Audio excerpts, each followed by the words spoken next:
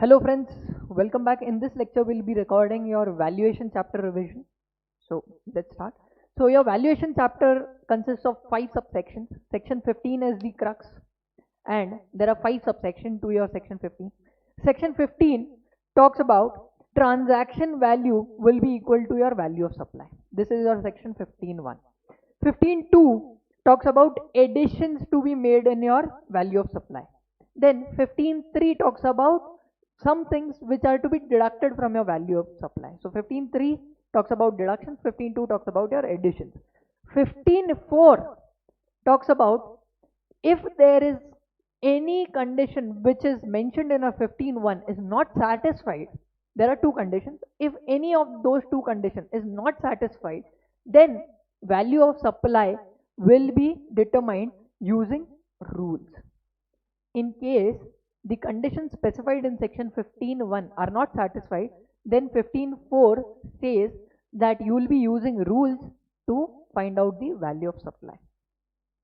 And your last section is your 15.5, which talks about notified supplies in cases of which the valuation will be done by using rules only. Even the conditions are satisfied, there's no problem, but still in case of notified supplies, the valuation will be done using rules only. So this is your 15.5. So all in all, we have 5 subsections to section 15 which we have to study for your valuation ka revision. Now one important question that I have is, why is this valuation chapter so important? So valuation chapter is important from our point of view because if you don't know what the valuation of a supply is, then what will be the amount of tax that you have to pay will not be determinable, right? So for determining the tax, it is very important that you know what the value of supply is. Then and only then you can pay the tax which you determine. So it is a very important chapter and a short question, practical one, is expected in your exams as well. So without wasting time, let's start with your first subsection. First subsection talks about transaction value equal to value of supply. मतलब जो भी आपने पैसा लिया, that is your transaction value. अब समझो मेरे और आपके बीच में क्या ट्रांजैक्शन हुआ, ये कोचिंग सर्विस का ट्रांजैक्शन हुआ एंड मैंने आपसे 5,000 रुपए लिए as fees. So this is what, this is a transaction value. This will be value of supply provided two conditions are satisfied. Which two conditions? One is price is sole consideration and second, the supplier and recipient are not related. Two conditions should be satisfied. One is the price is sole consideration, मतलब आपने मुझे 5,000 दिए, उसके अलावा और कुछ भी नहीं दिया, नॉन मॉनेटरी कंसिडरेशन और इसके अलावा कुछ भी नहीं है. अगर आपने 5,000 दिया और आपने अपना मोबाइल भी मुझे दे दिया, so in that case the price which is there, the transaction value of 5,000 will not be treated as value of supply because there is a non-monetary consideration as well. In that case, we'll have to refer rules. Is this okay? So one is your price should be sole consideration. Second is that the supplier and recipient should not be related person. अगर related है तो price influenced हो सकता है because of relation, and in that case then the value of supply will be determined as per rules. So if these two conditions both are satisfied तो जो भी आपका ट्रांजैक्शन वैल्यू है वो वैल्यू ऑफ सप्लाई बन जाएगा. अगर इसमें से एक भी कंडीशन सेटिस्फाई नहीं हुई, conditions not satisfied, then you will have to go to section 15.4 which says value will be determined as per rules. Rules हमारे सिलेबस का पार्ट नहीं है एट सीए इंटर, इसलिए मैंने यहाँ पे कवर नहीं किया हुआ है, बट रूल्स बताएंगे कि आपको कैसे उसको वैल्यू करना है. Open market value, there are different things which you have to see and उसके बेसिस पे आप उसको वैल्यू कर देंगे. चलिए, so 15.4. now the question will be what do you mean by related party. so related party का definition दिया हुआ है in explanation to section 15. ये मैंने आपके supply के चैप्टर में भी कवर किया था, एक बार फिर से देख लेते हैं. so explanation to section 15 talks about your related party का definition. so related person का मतलब होगा ऑफिसर एंड ऑफिसर और director of one another's business. अगर हम दो लोग हैं, राइट, सप्लायर एंड रेसिपिएंट, ये एक दूसरे के बिजनेस के ऑफिसर्स या डायरेक्टर्स हैं, तो in that case they will be related party. Legally recognised partners हैं तो क्या हो जाएगा, they will be what, they will be related party. Employ employer है तो नहीं, तो रिलेटेड पार्टी होंगे. अगर कोई कंपनी या कोई बॉडी कॉर्पोरेट दूसरे कंपनी में होल्ड कर रहा है या कंट्रोल कर रहा है मोर देन और equal to 25% of shares directly और इनडायरेक्टली जिनमें वोटिंग राइट्स है तो भी रिलेटेड पार्टी हो जाएगा. डायरेक्टली और indirectly one controls the another. Directly और indirectly one is controlled, both are controlled. दो कंपनीज है, दोनों कंट्रोल हो रहे हैं बाय वन, या दोनों मिलके किसी को कंट्रोल कर रहे हैं, या फिर members of the same family. Family का डेफिनेशन भी है. फैमिली का डेफिनेशन बोलता है children and spouse will be family for the purpose of your definition. But your parents, ठीक है, ब्रदर एंड सिस्टर, ये लोग parents, grandparents, brother and sister will only be a family if they are wholly और mainly dependent on you. अगर वो होली और mainly dependent नहीं है तो वो फैमिली का पार्ट नहीं बनेंगे. सो इसीलिए मैंने देखो क्या डाला, स्पाउस एंड चिल्ड्रन ही डाले हुए हैं. Brother and sister, grandparents, parents will not be family if they are wholly और mainly not dependent on you. फिर पर्सन एसोसिएटेड टू बिजनेस, अगर वो सोल एजेंट है, सोल डिस्ट्रीब्यूटर है, सोल कंसेशनियर है, तो in that case even they will be treated to be related. Sole है तो, अगर सोल नहीं है तो फिर वो रिलेटेड नहीं है. अगर एक कंपनी है बाटा जिसके बहुत सारे एजेंट्स है या बहुत सारे डिस्ट्रीब्यूटर्स है, तो in that case he will not be the agents and the principal will not be what related.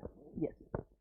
Now coming to your 15 to, एक बार आपने ट्रांजैक्शन वैल्यू को वैल्यू ऑफ सप्लाई मान लिया, इसमें कुछ चीजें ऐड की जाएगी, कुछ चीजें सब्ट्रैक्ट की जाएगी. एडिशंस क्या होंगे? एडिशंस में there are 5 additions and deductions में देयर आर 2 डिडक्शन. 5 एडिशन कौन कौन से? पहला वाला एडिशन है duties and taxes except GST. मतलब जीएसटी के अलावा समझो 100 रुपए का ट्रांजैक्शन वैल्यू, ठीक है, उसके ऊपर समझो एक्साइज ड्यूटी लगती है 10 रुपए. तो अब क्वेश्चन आ रहा है वैल्यू ऑफ सप्लाई क्या, 100 या 110? 100 होगा तो 100 पे जीएसटी लगेगी, 110 होगा तो 110 पे जीएसटी लगेगी, राइट?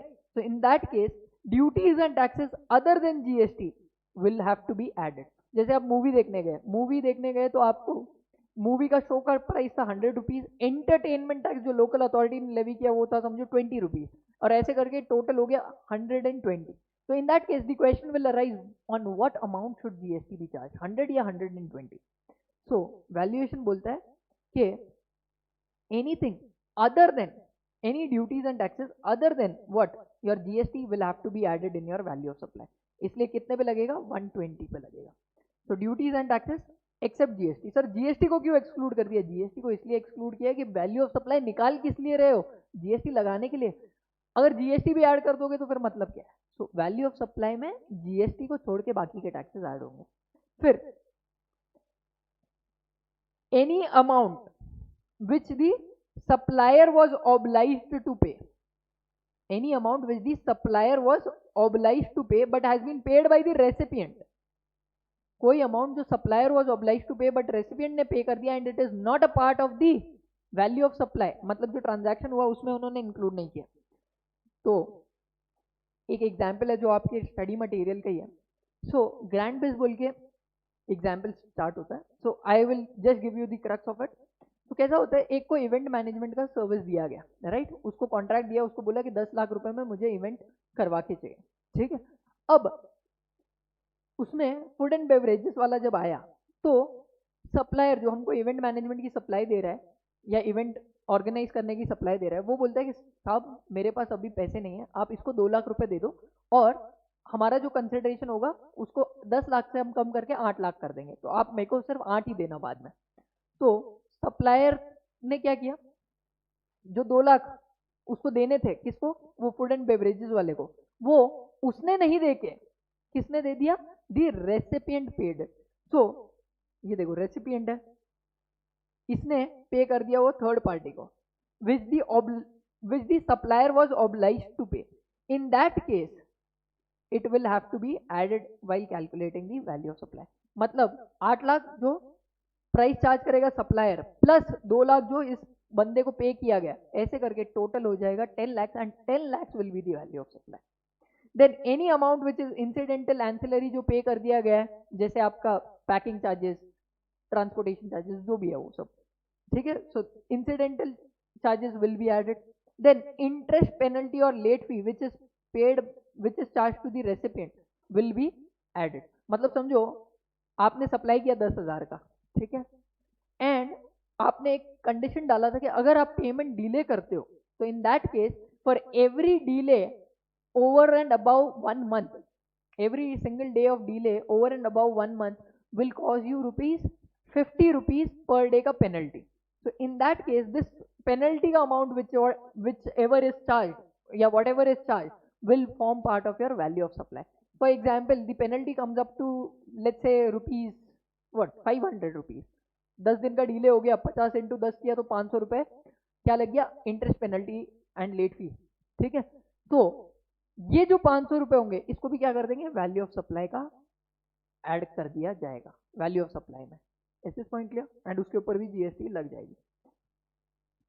प्राइस लिंक सब्सिडी जो मिलती है, even that will be added to your value of supply. मतलब समझो मैं आपको सिखा रहा हूँ, ठीक है, एंड मेरा प्राइस है 5000 रुपीज एंड मुझे सब्सिडी मिल रहा है from let's say teach India, right, an NGO, they are giving me subsidy, let's say 2000 rupees.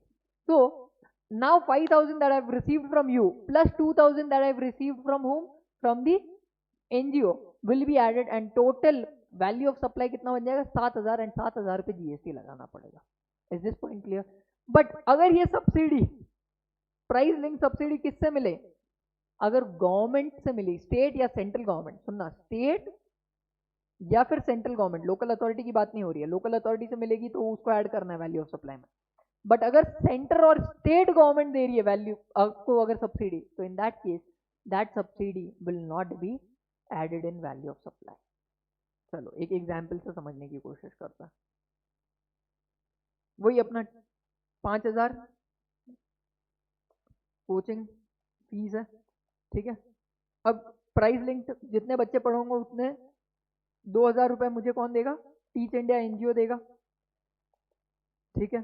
500 रुपए स्टेट गवर्नमेंट देगी for every student that I teach and 250 will be given by let's say local authority, हमारा PMC दे देगा, Pune municipal corporation. So in that case now tell me what will be the value of supply. So value of supply will be 5000, जो coaching fees है वो तो होएगा ही, teach India से 2000 मिले because it is a price link subsidy and not receive from state और central government. 500 रुपए state government से मिला है, स्टेट गवर्नमेंट वाली सब्सिडी जो प्राइस से लिंक्ड होती है वो ऐड की जाती है क्या, तो आंसर इज नो, तो वो नहीं आएगा। लोकल अथॉरिटी ऐड होगा क्या, यस। तो टोटल कितना हो गया, 7250 will be my value of supply. I hope this point is clear. चलिए sir, this were your addition. Now coming to your deductions which are there. Value of supply जो आपने निकाली उसमें से कुछ चीजों को एक्सक्लूड किया जाएगा। दो चीजें हैं जिनको एक्सक्लूड किया जाएगा, that is given in your 15.3। दो चीजें कौन कौन सी है, तो एक है discount, discount which was at और before time of supply and which is recorded on the invoice. मतलब समझो 1000 रुपए का आपका वैल्यू ऑफ सप्लाई था, उसमें से 100 रुपए आपका डिस्काउंट कट गया, ठीक है, तो कितना, 900 रुपए। तो अब जीएसटी किस पे लगा है, 1000 या डिस्काउंटेड प्राइस जो 900 है उस पर, तो आंसर इज 900 पे लगना चाहिए।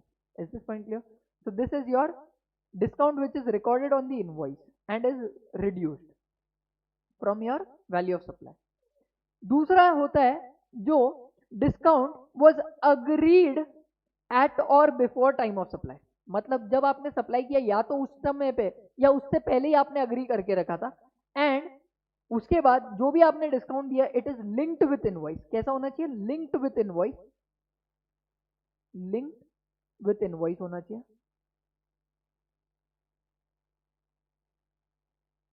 And third condition is the recipient, ये रेसिपिएंट है हमेशा, ये रेसिपिएंट ने क्या करना चाहिए, जब उसने सप्लाई लिया था तो उसने आईटीसी बुक करके रखा होगा, अब जब डिस्काउंट ले रहा है उसके ऊपर तो आईटीसी को क्या करना चाहिए, रिवर्स करना चाहिए। So he should reverse the ITC. These three conditions satisfied, तो क्या हो जाएगा, पोस्ट सप्लाई का भी जो डिस्काउंट दिया जाएगा उसको भी हम क्या कर लेंगे, डिस्काउंट को भी माइनस कर लेंगे फ्रॉम वैल्यू ऑफ सप्लाई। तो इन ऑल, वैसे तो हम ट्रांजैक्शन वैल्यू जो भी होगी उसको वैल्यू ऑफ सप्लाई मान लेंगे। Two condition should be satisfied, one is your price should be sole consideration and the other one is supplier and recipient should not be related. अगर इसमें से एक भी कंडीशन सेटिस्फाई नहीं हुई तो 15.4 क्या बोलता है, रूल से आपको वैल्यूएशन करना पड़ेगा। कुछ स्पेसिफिक केसेस है जहां पे कंडीशन सेटिस्फाई भी हो रही है बट फिर भी 15.5 बोलता है कि उनके केस में स्पेशल वैल्यूएशन रूल जो है उनके तौर पे ही आपको क्या करना पड़ेगा, valuation. This is your 15.1, 15.2, 15.4 and 15.5। Coming to your 15.2 and 15.3, 15.2 talks about your additions to be made and 15.3 talks about your what deductions. अब एडिशंस में 5 addition, duties and taxes other than GST, ठीक है, उसको वैल्यू ऑफ सप्लाई में add कर दिया जाएगा। दूसरा क्या था? दूसरा था any amount which the supplier was obliged to pay but has been paid by the home, paid by the recipient, तो and is not included in the consideration, या वैल्यू ऑफ सप्लाई में इंक्लूडेड नहीं है तो उसको add कर दिया जाएगा, प्राइस चार्ज में इंक्लूडेड नहीं है तो ऐड कर दिया जाएगा, इंसिडेंटल एक्सपेंसेस जो होंगे उनको ऐड कर दिया जाएगा। फोर्थ वाला था interest penalty late fee IPL, अगर कुछ चार्ज किया गया तो even that will be added. And last one was price linked subsidy received from other than central government, state government will have to be added. फिर था आपका deduction, deduction में discount है, डिस्काउंट में दो है, एक जो डिस्काउंट आपको एट और before the time of supply दे दिया गया and it is recorded on the invoice, तो आप रिड्यूस कर देना। एक है जिसको अग्री किया गया था एट और before the time of supply, ठीक है, उसके बाद क्या हुआ, it is linked with your invoices, जो भी आप डिस्काउंट दोगे लिंक्ड होना चाहिए, इनवॉइस 1-to-1 लिंकिंग होना चाहिए। एंड तीसरा है जो रेसिपिएंट है उसने क्या करना चाहिए, आईटीसी जो पहले ले रखा था उसको रिवर्स करना चाहिए, तो ही ये 3 कंडीशन सेटिस्फाई होंगे तो ही पोस्ट सप्लाई वाला जो डिस्काउंट है वो आपको मिल जाएगा। This is about your valuation chapter friends. Thank you for your patient hearing.